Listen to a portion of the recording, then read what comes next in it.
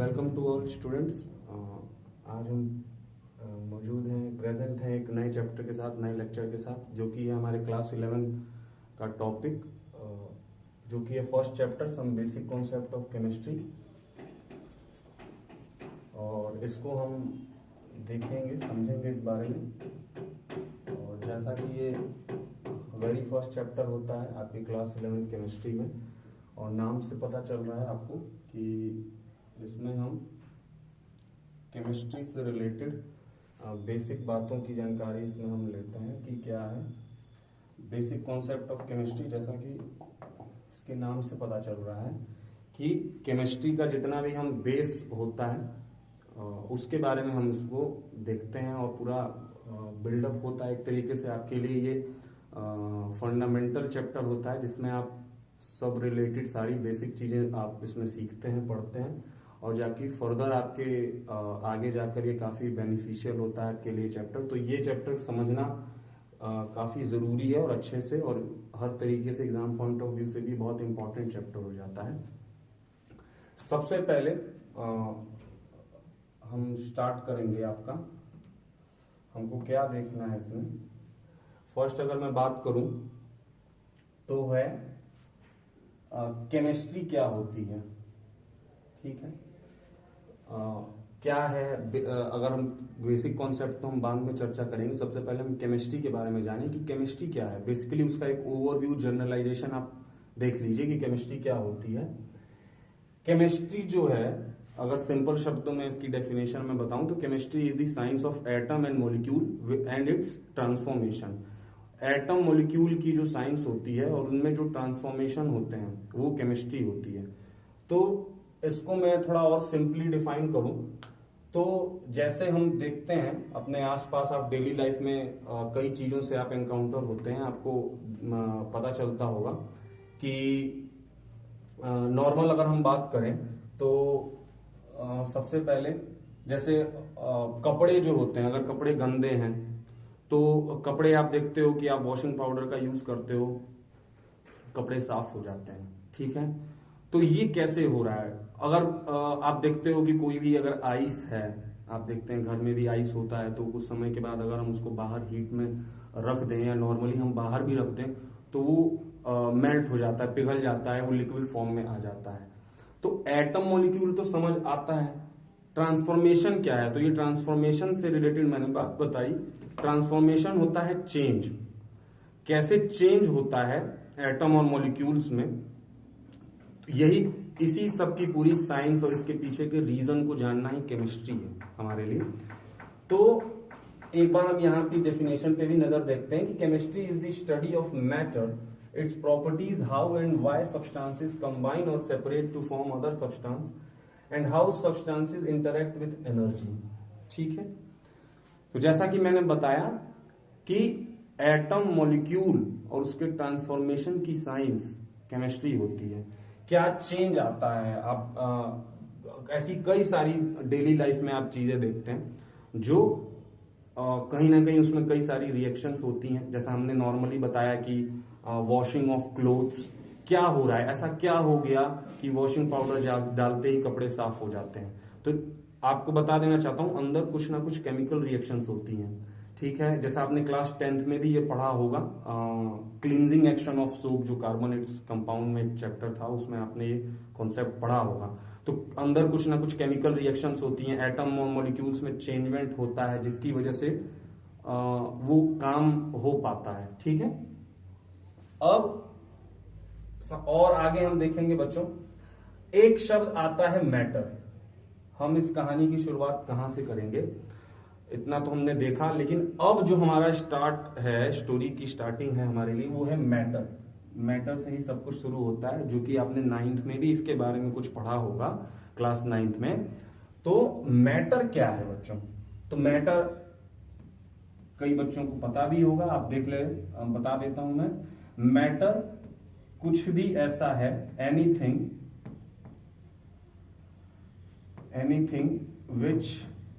which has mass and it occupies space is called matter, मतलब इस पूरे nature में कोई भी ऐसी वस्तु जिसका कुछ मास हो और वो कुछ जगह घेरे, स्पेस कवर करे, तो उसको हम मैटर कहते हैं। वो मैटर की कैटेगरी में है। ठीक है, जैसे आप नॉर्मल देख सकते हो कि एक आपकी वाटर बॉटल जो हो गई, ग्लास हो गया, कुछ भी आप यूज कर रहे हो तो वो एक मैटर है। एनीथिंग मतलब आप कुछ भी अपनी आंखों से देखते हैं आसपास, जो भी आप नेचर में देखते हो सब मैटर है बच्चों, क्योंकि उसका खुद का कुछ ना कुछ मास होता है और वो कुछ स्पेस ऑक्यूपाई करता है, वो पर्टिकुलर ऑब्जेक्ट। ठीक है, और हम डिटेल में जाएं तो बच्चों मैटर के स्टेट्स होते हैं। ठीक है, मैटर के स्टेट्स होते हैं, states of matter. States of matter मतलब मैटर की कुछ कैटेगरी है, मैटर के फॉर्म होते हैं, रूप होते हैं। तो 3 तरीके के मैटर के रूप हैं जिसको हम स्टेट्स का नाम दिया गया है, जो कि है सॉलिड, लिक्विड और गैस। ठीक, तो इसके बारे में आप जानते भी होंगे और जल्दी जल्दी हम इसको थोड़ा सा डिटेल वाइज समझ लेते हैं। कि सबसे पहले सॉलिड क्या है? सॉलिड मैटर का वो फॉर्म है जिसमें उसकी एक फिक्स्ड शेप और फिक्स्ड उसका वॉल्यूम होता है। सॉलिड क्या है बच्चों? फिर से जरा सुन लीजिए, सॉलिड क्या है? सॉलिड मैटर का वो टाइप है जिसकी डेफिनेट शेप और वॉल्यूम होती है। मतलब फॉर एग्जांपल प्लास्टिक बोतल, अगर आप प्लास्टिक बोतल को देखें तो प्लास्टिक बोतल ऐसा नहीं है बच्चों कि आप अपने हाथ में पकड़े हैं तो उसका वैसे सिलेंड्रिकल हो और कोई और पकड़े या थोड़ी देर के बाद वो दूसरा रूप ले ले, ऐसा नहीं है, दूसरा फॉर्म ले ले। वो तो एज इट इज फिक्स ही रहने वाला है। आपका जो शेप है वो तो फिक्स ही रहेगा उस प्लास्टिक बोतल का। कोई भी ऐसी चीज है जो आप सॉलिड क्या हो सकता है? बेसिकली हमारा यहाँ पे बात क्या हो रहा है कि सॉलिड क्या हो सकता है। सॉलिड मैटर में सॉलिड हम उसको कह रहे हैं, मैटर का एक रूप है, तो सॉलिड हम उसको कह रहे हैं जिसकी फिक्स शेप या फिक्स वॉल्यूम होती है। जैसे हमारे लिए प्लास्टिक बोतल है, कोई भी वुडन फर्नीचर है, ये सब सॉलिड के एग्जाम्पल्स हैं। क्यों? क्योंकि इनकी शेप फिक्स है। आपके यहाँ कुछ भी फर्नीचर है या मान लो आपके यहाँ कोई भी कई सारा फर्नीचर आप देखते हो कि घर में होगा, टीवी अप्लायंसेस होगा, ये सब सॉलिड के एग्जांपल है। क्यों? ऐसा तो नहीं है कि 1 साल बाद वो टीवी किसी और फॉर्म में हो जाएगी या फिर जो वुडन फर्नीचर है वो दूसरे किसी फॉर्म में दिखने लग जाएगा। एज इट इज सालों साल उसका शेप भी फिक्स है, वॉल्यूम भी फिक्स है। ऐसा तो नहीं है कि जो टीवी है वो आपने घर में लगाई हुई थी, अब वो एक घर से वो एक पर्टिकुलर जो रूम है उस रूम से ज्यादा जगह घेरने लग गई कुछ समय के बाद या कुछ सालों के बाद। नहीं, वॉल्यूम और शेप उसका फिक्स होता है, तो वो सॉलिड है। सॉलिड के जो अंदर के पार्टिकल्स होते हैं बच्चों वो टाइटली पैक्ड होते हैं। उनका इंटरमोलिकुलर फोर्स ऑफ अट्रैक्शन मतलब उनका आपस में जो उनकी दोस्ती यारी होती है, आपस में जो उनका मेल मिलाप होता है वो बहुत तगड़ा होता है। वो स्ट्रॉन्ग, वो फोर्स से जुड़े होते हैं, स्ट्रॉन्ग बॉन्ड से जुड़े होते हैं, उनका बंधन टाइट है। ठीक है, दोस्ती बहुत तगड़ी है और इसी कारण सॉलिड को एक फिक्स शेप मिलता है। समझ आ रही है बात बच्चों? स्ट्रॉन्ग फोर्स होता है।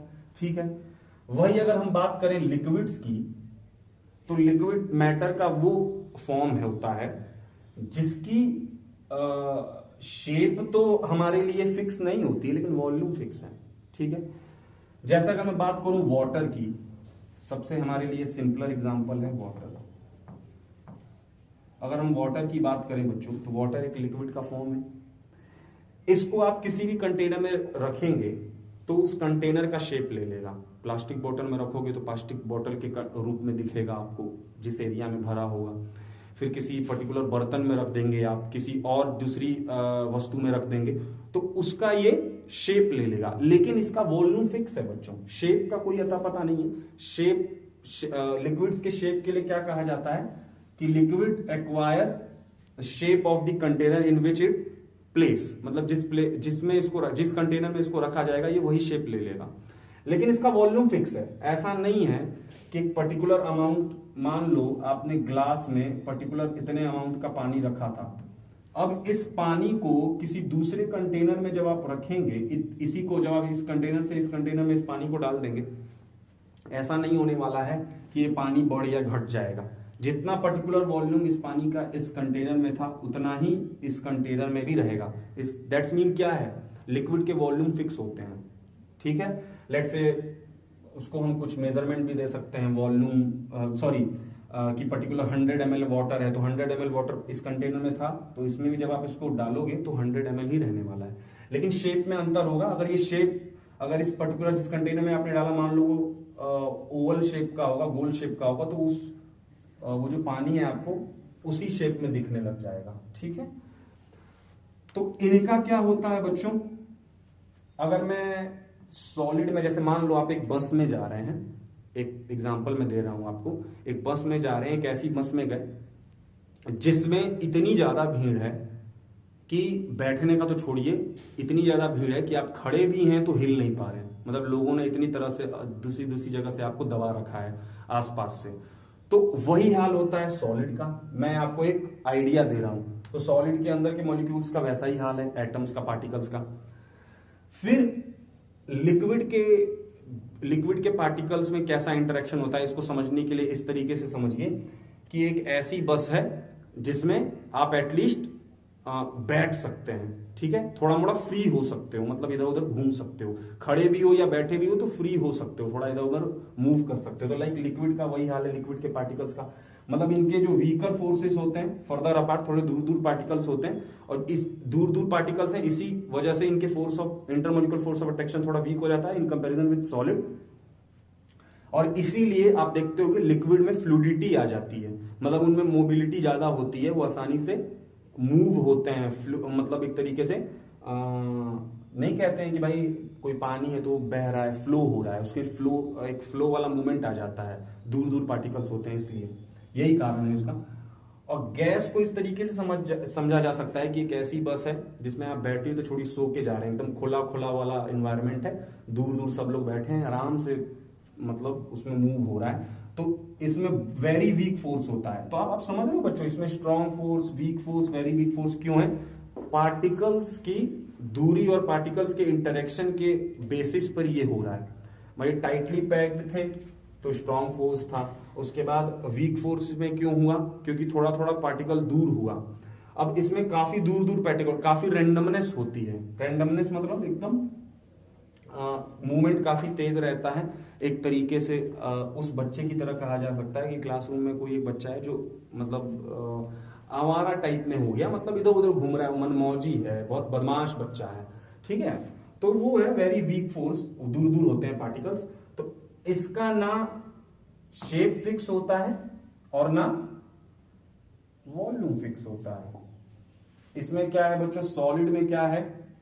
सॉलिड में आपका है, बता देता हूं मैं, डेफिनिट शेप और डेफिनिट वॉल्यूम, डेफिनिट वॉल्यूम, ठीक है, सॉलिड का शेप और वॉल्यूम डेफिनिट होता है। लिक्विड में क्या है? लिक्विड में आपके लिए डेफिनिट वॉल्यूम, वॉल्यूम फिक्स होता है, लेकिन शेप का कोई अता पता नहीं है। जो शेप है वो शेप ऑफ द कंटेनर हो जाती है लिक्विड में। गैस में शेप या वॉल्यूम ये दोनों ही फिक्स नहीं है। शेप, गैस में ना शेप फिक्स होती है गैसेस के लिए, ना वॉल्यूम फिक्स होता है, ठीक है। Particles have spaces and forces of attraction between them. तो ये तो चलो नॉर्मली आपने इसको समझ लिया। तो अभी तक हमने क्या देखा बच्चों? हमने इंट्रोडक्शन में केमिस्ट्री के बारे में समझा। सबसे पहले हमने देखा कि भाई बेसिक कॉन्सेप्ट हम समझ रहे हैं इस क्लास, इस पर्टिकुलर लेक्चर में। उसके बाद हमने केमिस्ट्री को जाना, केमिस्ट्री क्या है, और उनके डेली लाइफ के इंटरेक्शंस में हम केमिस्ट्री को समझ रहे हैं। भैया हम जब से आप इस नेचर में हैं, जब से आप हम सारे ऑर्गेनिज्म इस अर्थ पे सरवाइव कर रहे हैं, हमारी प्रकृति है, नेचर है, सराउंडिंग है, और डे टू डे लाइफ में कई सारी ऐसी चीजें हैं जिसमें हम डायरेक्टली, हम अपने जानकारी में होते हुए ना भी होते हुए, हम बहुत ही एक टाइटली तरीके से केमिस्ट्री हमारे लाइफ से जुड़ी हुई है। आपको मैं बताना चाहूँ बच्चों, जैसे आपको उसकी जानकारी हो, आपके वो नोटिस में हो ना हो, लेकिन केमिस्ट्री आपकी लाइफ में बहुत ही सीरियसली एक तरीके से वो इफेक्ट करती है। ठीक है बच्चों, जैसे मेडिसिन इंडस्ट्री हो गई, आप दवाइयाँ खा रहे हैं, प्लास्टिक की चीजें हैं, और भी कई सारा है। ठीक है, जैसे मैं एक एग्जांपल आपको एक और दे देता हूं बच्चों, एक एग्जांपल ध्यान आ गया मुझे, आप और समझ पाएंगे। जैसे डायमंड है बच्चों, तो डायमंड कैसे बनता है? अगर मैं आपको पूछूं डायमंड कैसे बनता है, तो आपको बता दूं मैं, जो कोल होता है, कोयला, तो कोयले को बहुत लंबे समय तक, काफी लॉन्ग समय के लिए, जब under high temperature, under high temperature and pressure, ठीक है, under high temperature and pressure, जब कोल को लंबे समय के लिए छोड़ दिया जाता है तो वो डायमंड में कन्वर्ट हो जाता है। ऐसा क्या हुआ बच्चों, जरा आप खुद सोचिए, समझिए, इस पे थोड़ा सा विचार करिए। ऐसा क्या हुआ कि कोल लंबे समय तक अंडर हाई टेम्परेचर और प्रेशर में वो रह गया तो डायमंड में कन्वर्ट हो गया? क्योंकि ऐसे तो एज सच आप उसको बाहर से देख रहे हो कि भाई वो एक पर्टिकुलर मैटर है, उसके अंदर एटम मॉलिक्यूल होंगे, तो ऐसा क्या हो गया कि वो डायमंड में कन्वर्ट हो गया? तो ये हुआ ट्रांसफॉर्मेशन। जो मैं ट्रांसफॉर्मेशन वर्ड पे बार बार मैं उस पर फोर्स करके समझा रहा था आपको, तो ये ट्रांसफॉर्मेशन हो गया। ठीक है, यही चेंज कहलाता है। ट्रांसफॉर्मेशन मतलब एक चेंज अंडरगो हुआ। और ये कैसे हुआ चेंज? उनके एटम और मॉलिक्यूल में कुछ केमिकल रिएक्शंस हुई, उनमें चेंज हुआ।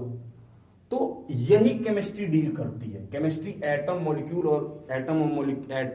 और उसके चेंजेस, केमिकल रिएक्शंस उसमें जो होती है और फिर जो चेंज निकल कर आता है, जिसको हम ट्रांसफॉर्मेशन कह रहे हैं। तो एटम मॉलिक्यूल और उनके ट्रांसफॉर्मेशन से डील करने वाली साइंस का एक ब्रांच ही केमिस्ट्री कहला रहा है बच्चों। ठीक है, तो मेडिसिन हो गई, मेडिसिन आप यूज करते हैं। फिर आप कपड़े पहन रहे हैं, तो ये कपड़े जो हमने पहन रखे हैं, ये पॉलीमर, आपने सुना होगा, कपड़े भी केमिस्ट्री की ब्रांच, और केमिस्ट्री के ही हम नॉलेज से एटम मॉलिक्यूल में ट्रांसफॉर्मेशन करके केमिकल रिएक्शंस को अंडरगो करवा के हम पूरा जो हमारा ये जो फैब्रिक इंडस्ट्री है, कपड़े वाली जो पूरी इंडस्ट्री है, ब्रांच है, ये भी उसमें ही आ रहा है। फैब्रिक जो पॉलीमर्स हैं, फिर उसके बाद प्लास्टिक वगैरह, ये भी इसी से आ रहा है। तो आप समझ पा रहे होंगे, इससे आपको अंदाजा लग रहा होगा बच्चों कि केमिस्ट्री कितनी ज्यादा इंपॉर्टेंट और ये कितने ज्यादा हमारी लाइफ से सीरियसली कंसर्न में जुड़ी हुई है। ठीक है, काफी ज्यादा एक इंपॉर्टेंट रोल प्ले करती है हमारे लाइफ में, और चाहे वो आपके संज्ञान में हो या ना हो, लेकिन आपकी लाइफ का एक बहुमूल्य अंग है केमिस्ट्री। ठीक है, और फिर हमने मैटर देखा। ठीक है, मैटर के 3 रूपों को समझा। ठीक है, अब जरा आगे चलते हैं बच्चों।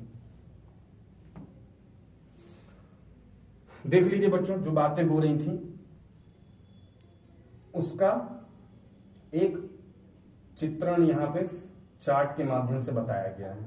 समझ आ रही है बात बच्चों? ठीक, कि जो केमिस्ट्री है, बायोलॉजी, मेडिसिन इंडस्ट्री, जियोलॉजी मतलब जो ज्योग्राफी से रिलेटेड, एस्ट्रोनॉमी मतलब जो एस्ट्रोनॉमी आप समझ रहे हैं, जो खगोल शास्त्री जो होते हैं, मतलब जो मतलब हमारे लिए प्लैनेट्स और आउटर सोलर सिस्टम में जो उनकी पूरी मूवमेंट होती है प्लैनेट्स की, उससे रिलेटेड जो ब्रांच है हमारे लिए, plant science, botany, agronomy, environmental science में भी केमिस्ट्री का। तो आप देख पा रहे हैं बच्चों, फिजिक्स, बायोकेमिस्ट्री, केमिस्ट्री का कितना ही बेहद ही इंपॉर्टेंट एक योगदान है। ठीक है, बहुत इंपॉर्टेंट एक तरीके से इसका योगदान है हमारे कई सारे फील्ड में केमिस्ट्री का। ठीक है, और ये बहुत एक बहुमूल्य ढंग से जुड़ी हुई है। एक बात है बच्चों,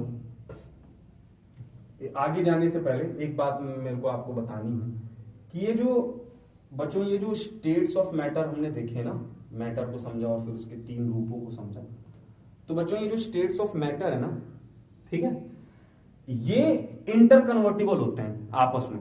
इनमें एक बहुत खास बात होती है कि जो मैटर के 3 फॉर्म्स हैं, 3 स्टेट्स हैं, they are interconvertible to each other. ये बहुत ही इंपॉर्टेंट बात है, एक इंटरेस्टिंग बात है आपके लिए। जैसे इंटरकन्वर्टिबल का मतलब क्या है बच्चों, आपको समझ आ रहा है? एक दूसरे में ये लोग कन्वर्ट हो जाते हैं, चेंज हो जाते हैं।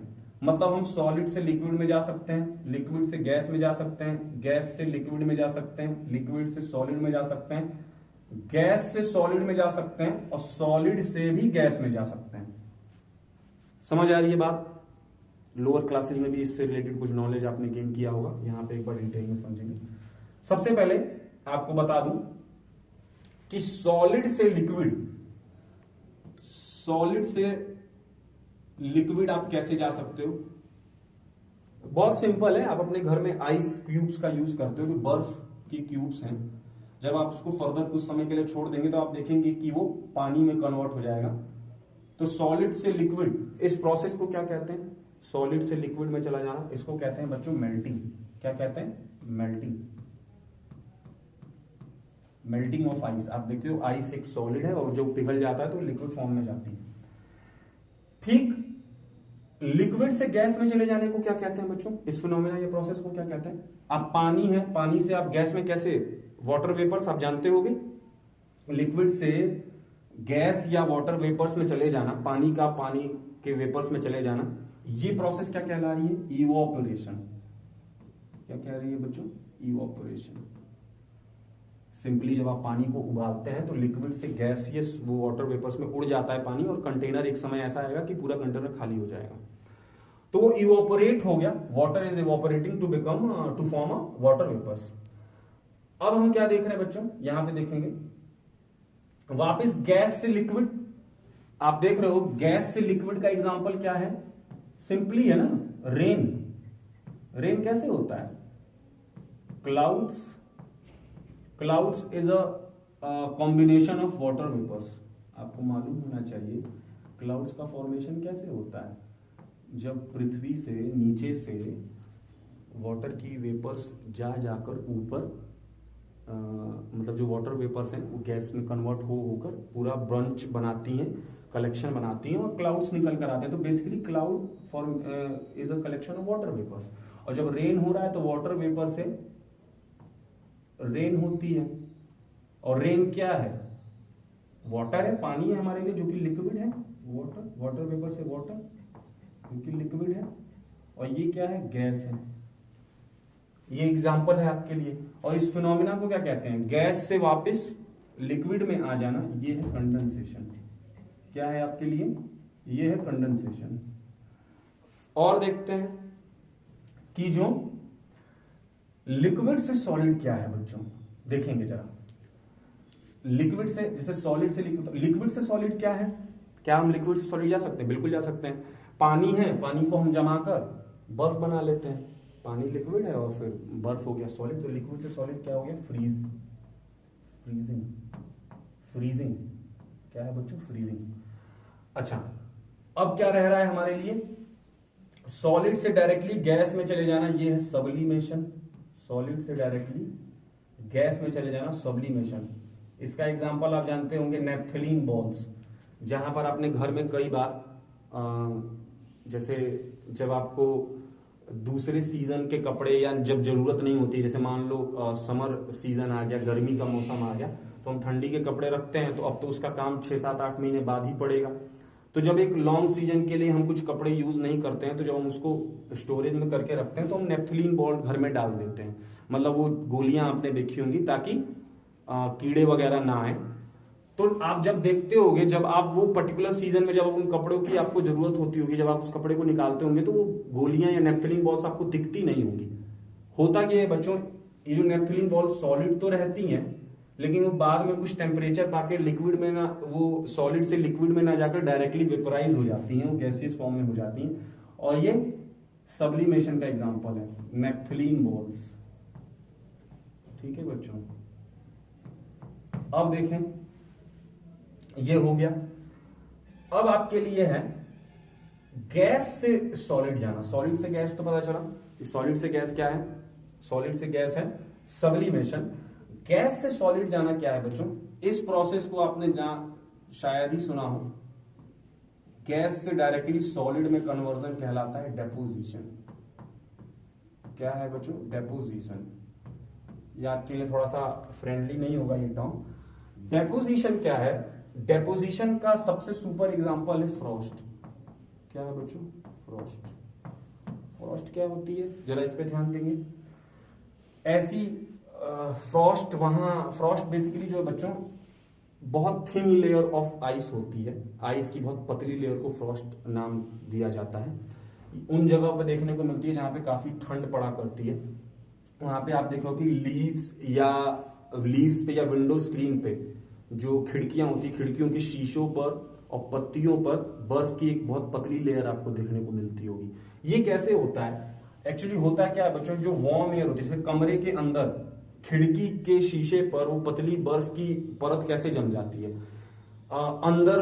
अंदर बेसिकली जो अंदर लोग रह रहे हैं उनने तो अंदर घर में ठंड है तो गर्म माहौल बना के रखा होगा, अंदर की हवा गर्म है, और वो जब गर्म हवा खिड़की, अंदर से जो गर्म हवा वो खिड़की के कांटेक्ट में आती है और बाहर तो ठंड है, तो इस तरफ वाली जो ठंड हवा होती है, अंदर से जो गर्म हवा जब खिड़की के पास आती है शीशे के इस तरफ, तो वो डायरेक्टली क्या होती है बच्चों, ठंड, वो गर्म हवा ठंड एयर को पाकर, बाहर की ठंडी को पाकर वो डायरेक्टली आपकी पतली आइस की फॉर्म में कन्वर्ट हो जाती है। तो उसी को हम फ्रॉस्ट कह रहे हैं और इस प्रोसेस को कहते हैं डेपोजिशन, क्योंकि गैस से डायरेक्टली सॉलिड में कन्वर्जन हुआ है तो ये डेपोजिशन कहलाता है। और ये बच्चों इसका एग्जांपल आप लेंगे फ्रॉस्ट। तो इस तरीके से आपने समझा कि कैसे ये जो स्टेट्स ऑफ मैटर हैं ये interconvertible to each other है, मतलब ये एक दूसरे में इनका कन्वर्जन होता है बच्चों। ठीक है, होप आपको काफी अच्छे से समझ आया होगा। आगे बढ़ते हैं बच्चों, ठीक है। अब हमको देखना है बच्चों, अब हमारे लिए एक टॉपिक है जो है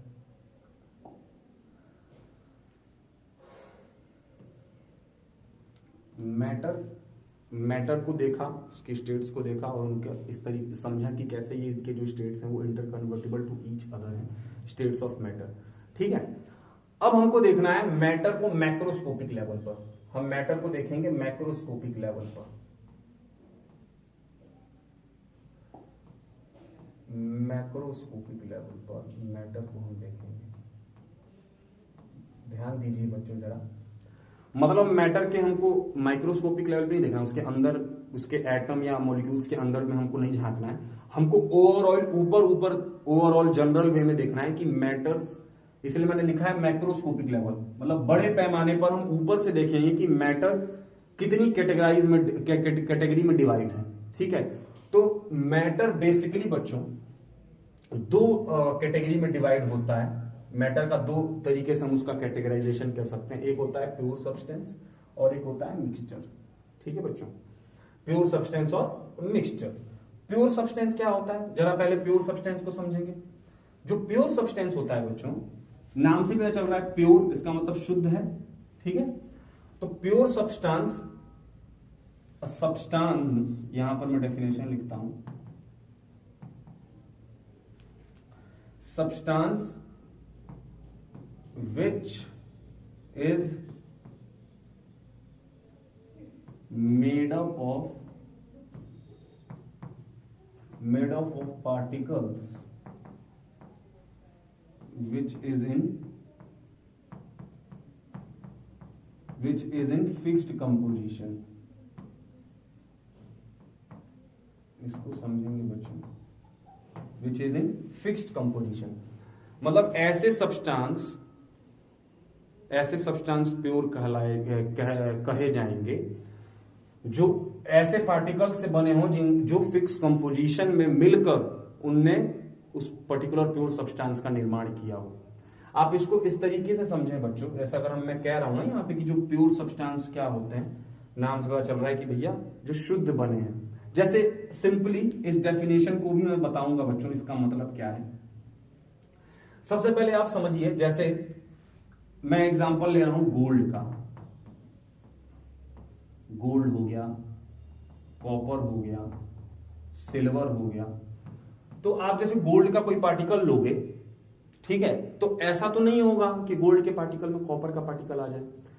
वो तब की बात है, आपके मन में भी आ सकता है कि जो हम ज्वेलरी पहनते हैं उसमें तो मिलावट होती ही है, उसमें दूसरे पार्टिकल्स को मिलाया जाता है। नहीं, वो बात आप छोड़ दीजिए। आप पर्टिकुलर अगर हम गोल्ड का गोल्ड का कुछ अमाउंट लेंगे तो उसमें वो जो गोल्ड का जो कोई भी पर्टिकुलर आप एक अमाउंट लेंगे उसमें वो सब गोल्ड पार्टिकल से ही मिलकर वो बना होगा, उसमें छोटे छोटे गोल्ड के पार्टिकल्स होंगे, एटम्स होंगे।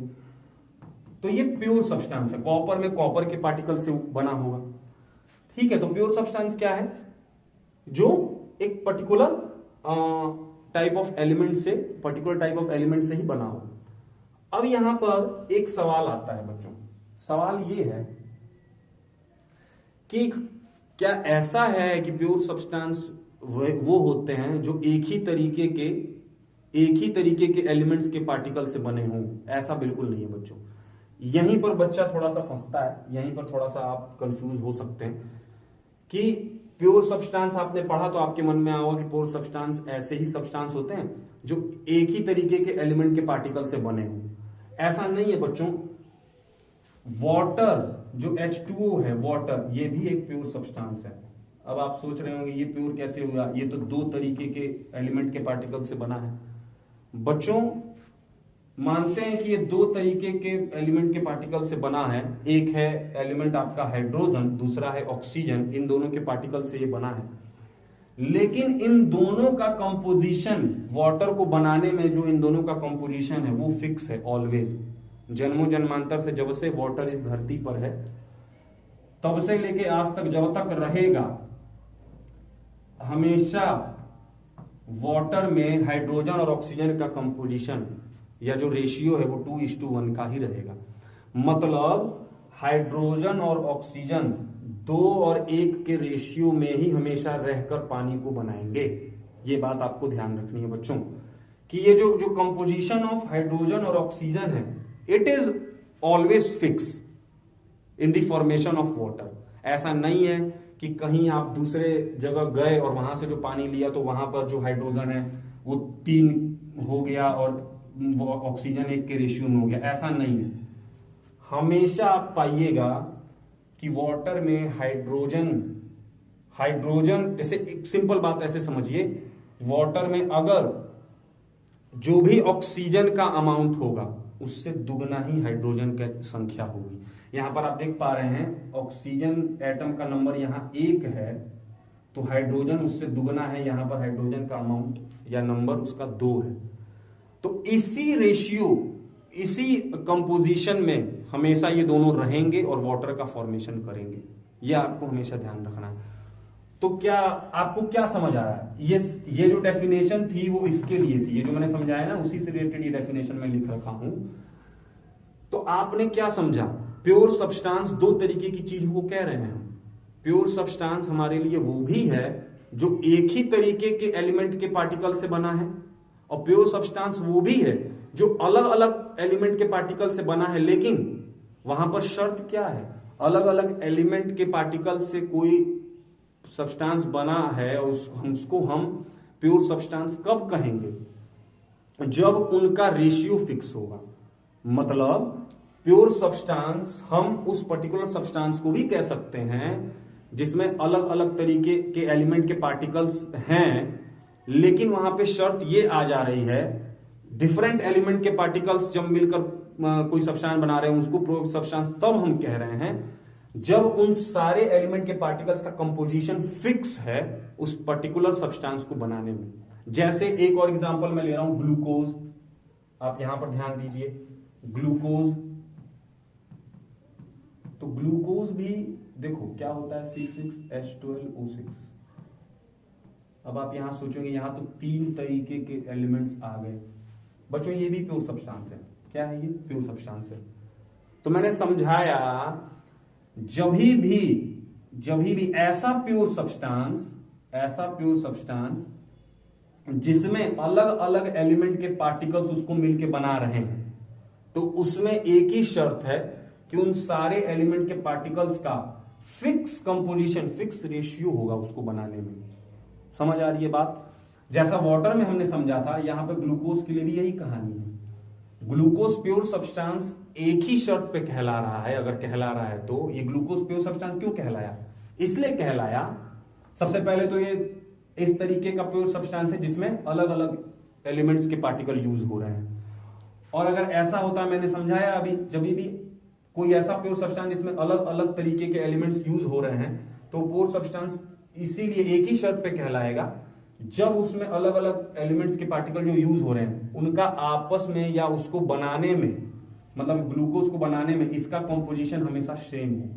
मतलब ग्लूकोज जब भी बनेगा हमेशा उसमें कार्बन के 6 एटम ही होंगे, हाइड्रोजन के 12 होंगे, ऑक्सीजन के 6 होंगे, ठीक है। और इसका डबल भी कर देंगे, आप इसका डबल भी कर दो, C12H H24O12, तो आप देख रहे हो बच्चों ये इसी का मल्टीपल है। जब इसको आप सिंपलर तोड़ोगे, 6 से डिवाइड करोगे तो यही बन के आ रहा है। देखो यहां पर भी कंपोजिशन फिक्स है, मतलब कार्बन से दुगना हमेशा हाइड्रोजन रहेगा और कार्बन और ऑक्सीजन सेम नंबर रखेंगे, ठीक है। तो अब प्योर सब्सटेंस दो तरीके के समझे आपने, एक जो एक ही तरीके के एलिमेंट से बने हो और एक डिफरेंट डिफरेंट तरीके के एलिमेंट से बने हो लेकिन उनका कंपोजिशन या रेशियो फिक्स हो। तो ये दो तरीके के प्योर सब्सटेंस है। तो पहला वाला बच्चों ऐसा प्योर सब्सटेंस जो which is made up of one type of element, sorry ऐसा प्योर सब्सटेंस विच इज फिर से सुन लीजिए, वो पहला वाला केस जो मैंने 2 एग्जांपल बताए ना, 2 तरीके के प्योर सब्सटेंस हो सकते हैं, एक जो एक ही तरीके के पार्टिकल से बने हो और एक जो अलग अलग तरीके के पार्टिकल से बने हो लेकिन उनका रेशियो फिक्स हो। तो ऐसा वाला प्योर सब्सटेंस जो एक ही तरीके के एटम से बना हो, एक ही तरीके के पार्टिकल्स ऑफ एटम से बना हो, उसको आप कहते हो एलिमेंट्स। समझ आ रही है बात। और ऐसा प्योर सब्सटेंस जो अलग अलग तरीके के एलिमेंट्स के पार्टिकल से बना हो, ठीक है, अलग अलग तरीके के पार्टिकल से बना हो, एटम से बना हो, उसको कहते हैं कंपाउंड। तो इसका एग्जांपल क्या है, गोल्ड, कॉपर, एक ही तरीके के, अब गोल्ड है तो सब उसमें सब गोल्ड के ही एटम होंगे, कॉपर है तो कॉपर के ही एटम होंगे। कंपाउंड का मैंने अभी बताया आपको, वाटर, फिर ग्लूकोज। समझ आ रही है बात, इस तरीके से अब आपको समझ आया होगा, ठीक है। अब कंपाउंड्स को फर्दर सिंपली टूट कर, क्योंकि आप जान रहे हो कंपाउंड जो है अलग अलग तरीके के एलिमेंट से बना है, तो फर्दर ये टूट भी सकते हैं, सिंपलर इसको फर्दर डिवाइड किया जाए, can be chemically decomposed, yes, लेकिन ये तो एक खुद बेसिक फंडामेंटल ये एटम होता है, तो ये और कैसे टूटेगा, इसका टूटना असंभव है। यही दूसरी तरीके से बच्चों मैटर का दूसरा प्रकार होता है मिक्सचर। नाम से समझ आ रहा है मिक्सचर का मतलब क्या है आपके लिए। मिक्सचर वो होता है बच्चों, जो मिक्सचर ऐसी चीजों को कहते हैं जिसमें 2 या 2 से ज्यादा चीजें मिली हैं लेकिन उनमें कोई भी रेशियो है, मतलब कोई भी रेशियो फॉलो करके जब ये 2 या 2 से ज्यादा चीजों को मिला दिया जाता है तो जो हमारे लिए निकल कर आता है वो मिक्सचर है। मतलब सबसे सुपर एग्जांपल मिक्सचर को सुनकर आपके मन में क्या आ रहा है, जो घर में आप चाय नाश्ता जब करते हैं तो मिक्सचर नमकीन खाते हैं, सिंपल अब मैं वही एग्जांपल लेता हूं, तो आप उसमें देख रहे हो उसमें मूंगफली होती है, गठिया होती है, सेब होती है, अलग अलग तरीके का नमकीन होता है उसमें। लेकिन क्या आपसे मैं एक सवाल पूछूं, क्या उसमें रेशियो या कंपोजिशन फिक्स है बच्चों? आप खुद बताइए, क्या ऐसा है मूंगफली जो है एक पर्टिकुलर अमाउंट गिनकर उसमें डाली गई हो? ऐसा तो नहीं है। आप कटोरी में भी निकाल कर खाइएगा तो ऐसा तो नहीं है कि सारे जितने भी उसमें अलग अलग चीजें उसमें आपको दिख रही हैं उस सब का नंबर इक्वल हो, सब इक्वल नंबर ऑफ इक्वल उसकी सबकी संख्या बराबर हो, ऐसा तो नहीं है। तो मिक्सचर क्या है, बेसिकली सिंपल आप इसका डेफिनेशन समझ सकते हैं, जब 2 और more than 2 substances mixed in any ratio, that is called mixture। मतलब उसका रेशियो का कुछ अता पता ना हो, किसी भी रेशियो में जब 2 या 2 से ज्यादा चीजें मिल जाती हैं तो मिक्सचर का निर्माण करती हैं, ठीक है बच्चों। तो ये आपको इस तरीके से समझना है।